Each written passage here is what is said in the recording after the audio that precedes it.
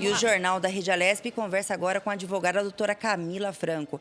Ela fala sobre a situação do adicional de insalubridade na pandemia do coronavírus. Bom dia, doutora Camila. Bem-vinda ao Jornal da Rede Alesp. Bom dia, muito obrigada pelo convite. É um prazer poder falar um pouquinho com vocês de uma matéria muito importante com relação à saúde, higiene e segurança dos trabalhadores em tempos de pandemia. É legal a gente trazer um pouco dessa preocupação que as empresas devem ter também com relação à saúde coletiva dos seus empregados. Aí eu escolhi falar um pouquinho sobre o adicional de insalubridade com vocês. Doutora Camila, boa tarde, né? São 12h20 já estamos no período da tarde. Doutora, para quem está ouvindo a gente, que não tem essa familiaridade com o direito, né? Quando a gente fala em insalubridade, do que a gente está falando? Estamos falando de agentes insalubres que podem causar algum prejuízo à saúde dos trabalhadores, de acordo com agentes nocivos em que os trabalhadores estão submetidos. Vou falar para vocês um pouquinho quais são esses agentes. Vou sublinhar aqui que o empregado tem direito ao ambiente de trabalho saudável e a empresa tem o dever de zelar por esse ambiente de trabalho saudável. Em uma contrapartida, por conta dessa insalubridade que um empregado poderia estar exposto no ambiente de trabalho, seria devido ao adicional de insalubridade. Então, vamos lá. O empregado pode estar exposto a diversos agentes nocivos à saúde. Agentes físicos, que são ruídos, umidade, calor excessivo, agentes químicos, bactérias, é o que se encontra geralmente em ambientes hospitalares, ambientes laboratoriais, e agentes químicos, que é o que se encontra geralmente em produtos com limite de tolerância acima do determinado pelo Ministério do Trabalho, que hoje é uma pasta englobada pelo Ministério da Economia. Então, quem diz o que são agentes insalubres é o Ministério do Trabalho e do Emprego. E, doutora Camila, então, nesse momento de pandemia, imagino que muita gente esteja em casa em home office, mas em algum momento vai voltar aos seus escritórios, aos seus locais de trabalho. Como que funciona, então? Exatamente. Se no local de trabalho tiver um ambiente insalubre e que este agente insalubre não for eliminado com a utilização de EPIs, que são os equipamentos de proteção individual, máscaras, luvas, equipamentos protetores auditivos, o empregador é obrigado a pagar o adicional de insalubridade. E aí ele pode ser pago na porcentagem de 10%, 20% ou 40%, a depender do agente que o empregado está exposto. Doutora, falando em insalubridade, né, para quem está nos assistindo, qual que é a diferença da periculosidade? Que a gente sabe que na lei trabalhista existem essas duas nomenclaturas, elas são as mesmas coisas, as duas querem dizer a mesma coisa ou são contextos diferentes, inclusive para recebimento? São contextos totalmente diferentes para agentes e para recebimentos. Falamos do adicional de periculosidade quando os empregados estão expostos à eletricidade, líquidos inflamáveis e explosivos, basicamente. E o adicional de periculosidade é calculado sempre no percentual de 30% sobre o salário base. Já o adicional de insalubridade tem uma gradação de intensidade, ele pode ser considerado mínimo, médio ou máximo e varia de 10% a 40%. E eles são cumulativos na aposentadoria? Olha, já se discutiu muito a possibilidade de cumulação desses adicionais e chegou-se à conclusão que eles não são cumulativos. O empregado tem direito a receber um ou outro. Agora, doutora, um local é considerado insalubre, por tudo isso que a senhora já falou para a gente, e como que existe, então, essa regulamentação do local? Alguém vai um fiscal fiscalizar o local, efetivamente, dizer o que precisa ser mudado? Quanto tempo a empresa precisa para que isso aconteça nesse período que a empresa teve, né, esse ambiente insalubre? Os seus trabalhadores recebem, depois não, que ela se adequou? Como é que funcionam essas questões aí na prática, né?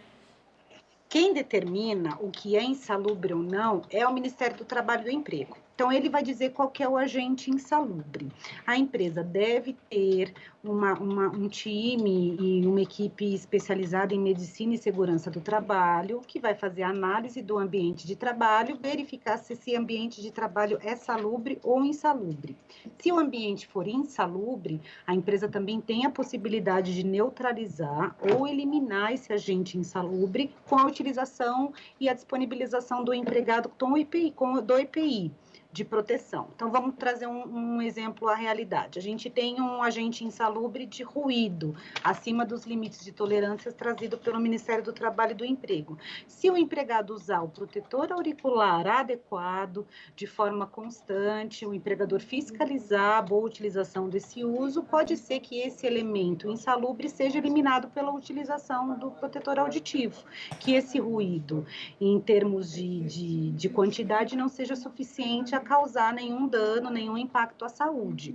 Esse trabalho tem que ser feito diretamente pela empresa. O que geralmente na prática a gente vê a não ambientalização no sentido de ambiente salubre, e a gente vê que isso os trabalhadores só conseguem na justiça quando sim um juiz encaminha um perito judicial, um engenheiro, especialista em medicina e segurança do trabalho para avaliar o ambiente e constata que ele era insalubre e o empregado não recebia o adicional. E, doutora, a gente está falando, então, nesse momento de pandemia. Como está sendo regulamentada essa questão na pandemia? A senhora está justamente no escritório falando com a gente vê algumas pessoas aí atrás nas mesas trabalhando. Como funciona no ambiente de trabalho com relação à pandemia? O que o local precisa deixar para vocês? Precisa ser álcool gel, aquilo que a gente já sabe? Como é que funciona? Tá, com relação à pandemia, nada mudou com relação à insalubridade. Os agentes insalubres são os mesmos. Com relação à pandemia, o Ministério Público do Trabalho editou algumas recomendações que devem ser seguidas em qualquer tipo de ramo de atividade. Então, independente ou não da existência de condição insalubre, aqui devem se utilizar máscaras, disponibilizar álcool gel, adotar o teletrabalho da forma que a empresa puder.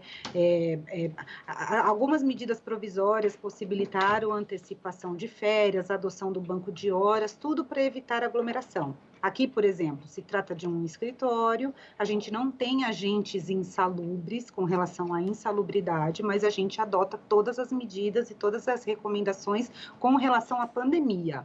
Então, com relação à pandemia, o adicional de insalubridade, nada mudou. Aqui a gente está adotando algumas outras medidas de segurança, como a utilização de máscaras, de disponibilização de álcool gel, a gente está trabalhando em sistema home office, na maioria de nós.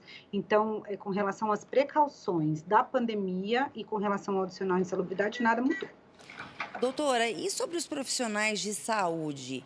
A legislação chegou a mudar, dando algum privilégio, porque eles são linha de frente hoje no combate à pandemia, ou também continuou a mesma coisa e não teve nenhuma alteração?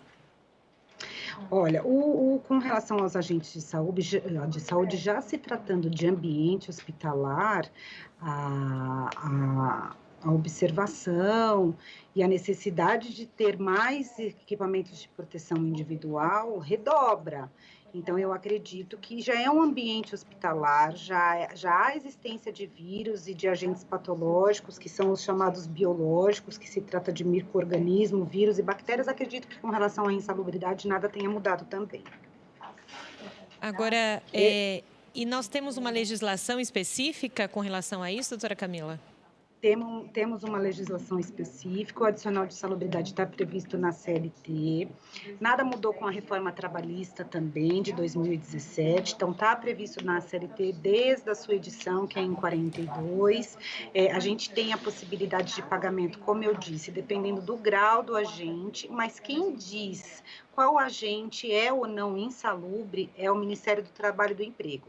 Então, a atuação é conjunta, com a Justiça do Trabalho e com o Ministério do Trabalho e do Emprego, que hoje é englobado pelo Ministério da Economia, já não existe mais o Ministério do Trabalho e do Emprego separadamente. Doutora, a senhora acha que depois, o após-pandemia, vai mudar alguma situação trabalhista? privilegiando mais, dando mais direitos aos trabalhadores, ou ainda esse home office? Isso a gente está saindo da insalubridade, isso a gente dá uma opinião profissional. Ou o home office está vindo para ficar e a lei, a legislação, ela pede para ser atualizada. A senhora acha que isso vai ocorrer ou não? Na verdade, o home office já é uma realidade, antes mesmo da pandemia, a questão tecnológica também já é uma realidade, e a CLT não previa isso, obviamente, em 1942 não existia a menor possibilidade do teletrabalho, do sistema home office, mas em 2017, com a famosa reforma trabalhista, já houve a regulamentação do teletrabalho, então a gente já tem hoje positivado no sistema jurídico o teletrabalho. Tem várias características, várias peculiaridades, numa próxima oportunidade eu posso trazer para vocês, mas o teletrabalho hoje, ele já é regulamentado. Com a situação da pandemia, houve a edição de uma medida provisória, 927, se eu não me engano, muito embora ela já tenha perdido a validade, que ela não foi levada à votação, também trouxe a possibilidade da implementação do sistema em home office, teletrabalho, de forma imediata, porque a CLT, ela traz um prazo de transição, se eu não me engano, de 15 dias, e a medida provisória trouxe a possibilidade, em razão da pandemia, da adoção imediata do teletrabalho. É o que a gente tem de novo com relação ao teletrabalho, mas a gente já tem regulamentação na CLT desde novembro de 2017 sobre o sistema home office. Perfeito, doutora Camila Franco, falando para a gente sobre essa questão da insalubridade em tempos de pandemia. Obrigada pelos seus esclarecimentos aqui no Jornal da Rede Alesp.